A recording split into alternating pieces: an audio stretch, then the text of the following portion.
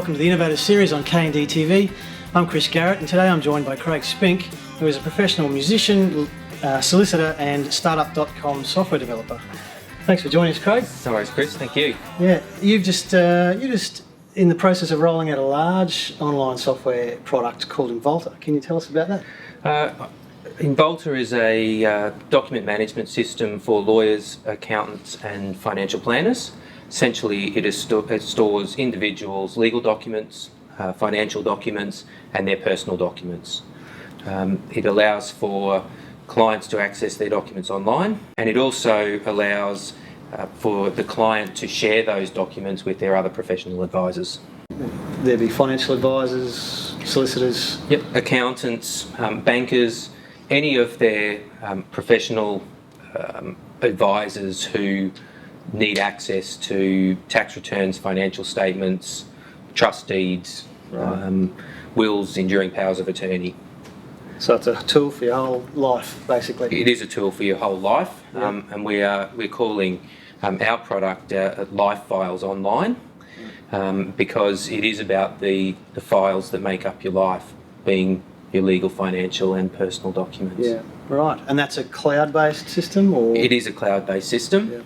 So all the professional firms need is a internet connection, and they're then able to connect. So even for the small general practitioner, maybe a sole practitioner out in the suburbs who don't have server infrastructure, having the internet allows them to get started and use our application.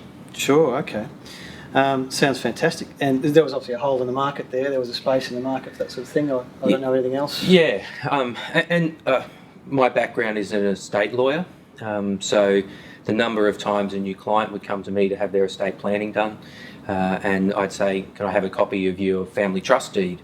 And it may take 4 weeks, 6 weeks for the client to ring the accountant, for the accountant to get it out, the accountant then to send it over to me. Yeah. This way, if the accountant has those documents in Inboelter, the client can make them available at the very first meeting, and would allow me as the estate planning lawyer to access the trust deed at the same meeting, and we can get on with the work and finish it quicker. So basically eliminates the delay. It also takes it away from the client. They don't need to do anything. Yeah.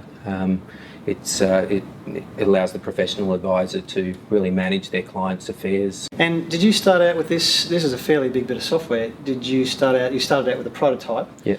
What advantage did you get from that? What did you use from that? I certainly think having a prototype first allowed me to take it to some law firms and say, here's my concept, here's a rough version of how it's going to work together, and then use that feedback to determine whether it's a viable business model and a viable product that is worth investing in.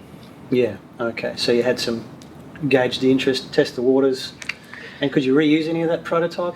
Not really, but I think from ultimately in what is a fairly complex piece of software for a software developer, I think to understand, if you're just talking about things and saying it needs to do this, it needs to do this, it needs to do this, it's useful to then have the prototype where you can go click here and it goes there, click here and it goes there, and actually put it in some context. Yeah. Yeah, very useful for explaining complex ideas and structures. Absolutely. Yeah, okay. And I have no doubt that we've finished with a better product now, because in the scoping stage I was able to show something that had been built as a prototype, and give it that context rather than here's an idea out here at how we want this software to work, and you've got to actually conceptualize it in your own head. Yeah. And so was that enough to get seed funding from your prototype?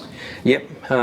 It also helped in the investment stage, being able to show something tangible to investors. Again, it's as much about them understanding the concept, and as raw words, they got it, but being able to show them something definitely helps being able to raise funds. Yeah, okay.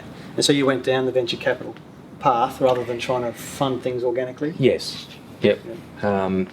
In my situation, I'd invested quite a bit of my own money.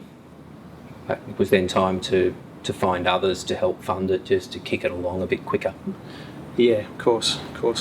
And do you have any advice for businesses starting out with in this process for chasing capital? It's hard work. Yeah. You've got to be very determined, and you've got to be prepared for the knockbacks, and you've got to be prepared that you'll invest a lot of time in some people who show a lot of interest, and then you've got to be prepared when they don't invest to say, well, okay, it's not for them.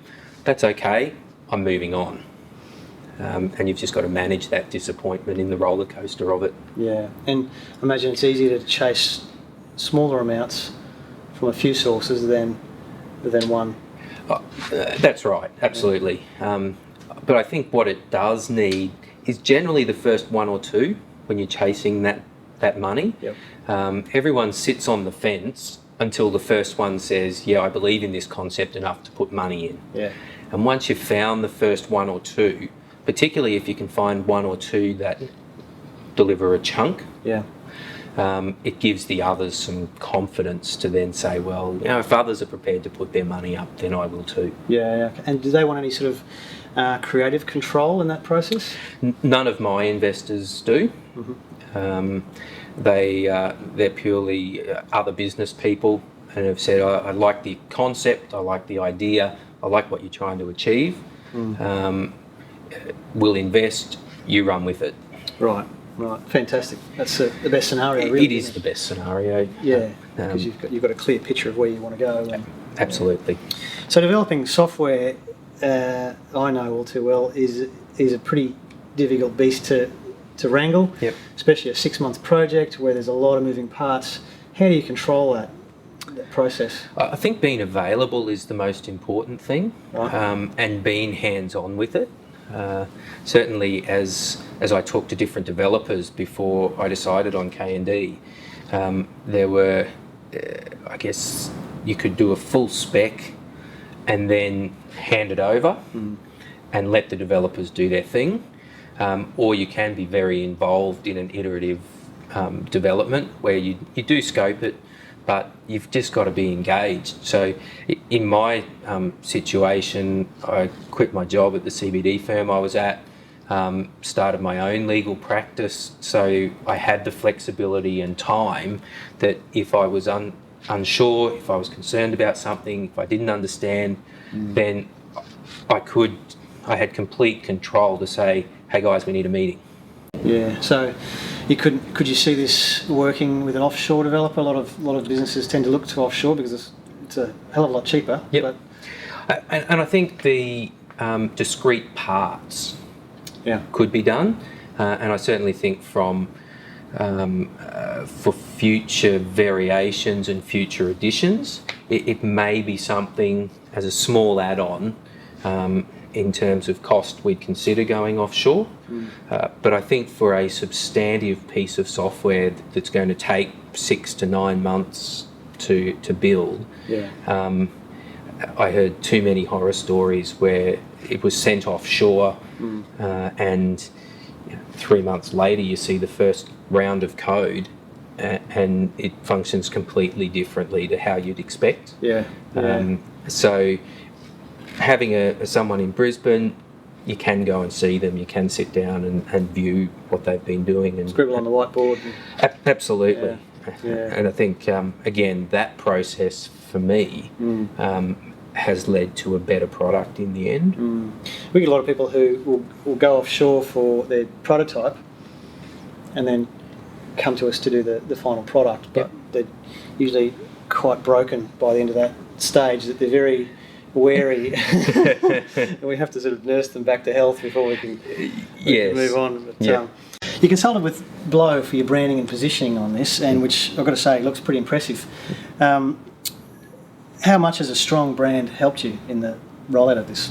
Certainly, where you're dealing with professional firms, lawyers and accountants, a strong brand helps give credibility to the business. There's no question that if you turn up with a dodgy backyard logo and no business cards or etc., that it is more difficult to break in and be taken seriously, particularly by the professional firms.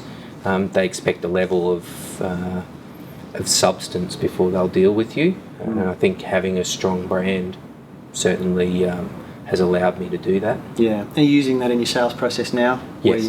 Where you're able to show the nice video with the archer and... Yeah, that's right. Yeah. So yeah, and we've done a few more things. So we've had covers put together for our proposal documents and templates and had them professionally printed. So when we're handing out packages of what our product does with contracts, etc., it's all a consistent branding message in the material that we're providing to our potential customers. Yeah, great. It speaks volumes, doesn't it? Like, even though the real nuts and bolts are in the code, the wow factor is what sells it.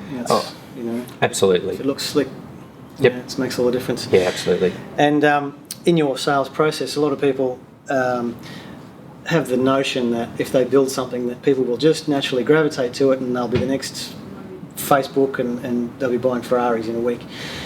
You've had no illusions of that, and you're actually, to my mind, selling this in a real old school sort of way for a cloud-based software. You're just knocking on doors, you're talking to people face to face. How's that going, and why have you chosen that path? I think initially to get some market share and some clients on board, I have approached people who I know. So saying, okay, I've been a lawyer 10 years, I know a lot of lawyers, let's start with the people I know. Yeah. Let's start with the warm contacts, get a few of them on board. Let's refine our product by getting a few of friendlies on board, and then we'll worry about, I guess, the more aggressive marketing strategies once we've got our first dozen to 20 odd firms on board. Yeah. And have you used that as like a soft launch where you can iron out bugs and get some feedback? Yes. Yeah. Absolutely. Been valuable. Yep. Yeah. Those the friendly clients who go into it knowing it's a new product, not expecting it to work 100% all the time in the early stage. Yeah. Where they'll give you honest feedback without harpooning you. They are very important in the process as well. Yeah, of course. And when you're looking at when you're thinking and looking at something for 6 months, you just don't see. Sometimes you don't see the blaring obvious issues, especially in usability and things like that. Yeah, that's right. It makes sense to you because you thought of it. But and then the challenge, I guess, on the flip side of that, because it is people they do make a lot of suggestions how they would improve it. So you're then at the back end where you've got to go, okay, what am I going to accept? What am I going to take on board? What am I just going to dismiss because it'll just preoccupy too much time and distract from getting the main product finished? So you've just got to take it easy and sit back and consider all the suggestions as well. So there can be a flip side to it. I think it becomes easier once you have more volume and more traffic through there, more users, because then you've got a sort of a wisdom of the masses, and you can sort of say, all right, if we get 20 people asking for this feature, then we'll build it in because there's value there. Yes. And so you can base it on how many requests you get for a certain functionality. Absolutely. Yeah. Absolutely. Yeah, that's sort of how we run our software as well. Yeah. Do you think Invaulta will ever is it ever going to move down the model of being sold 100% online, subscribe here, pay online? It could. Yeah. Depending which new markets we decide to get into. Certainly for lawyers and accountants, very traditional, very old school, they would never sign up. Well, maybe never's too strong a word, but I can't see them looking at a website one day and going, yeah, what a cool idea. I'm just going to subscribe and pay my money without having done proper due diligence on it. Which brings me to my last question. We've noticed a sizable shift in the legal industry and accounting industries where the Gen X managers are starting to sort of take over businesses. They're starting to look at the systems or lack of systems in the businesses, and they're looking to digitise the documentation, automate processes, and put everything online, or put a lot of things online. They've got a lot more trust in the web. Where do you see the law industry or the legal industry going in the coming years with that sort of thing? I certainly think they're embracing it more.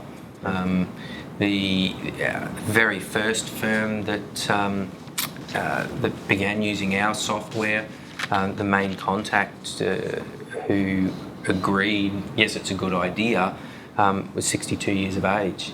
So we do have a profession where there are some of the older generation who are embracing technology and can say, well, let's use the technology that we've got at our fingertips to better improve our processes, reduce costs, minimise our risk that we have in our business.